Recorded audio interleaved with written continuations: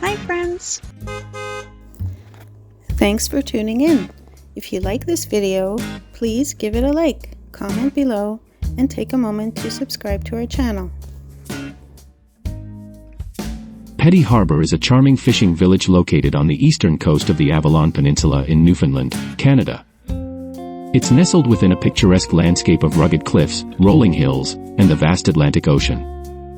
The community has a rich history deeply rooted in the fishing industry, with fishing being a primary source of livelihood for many residents over the centuries.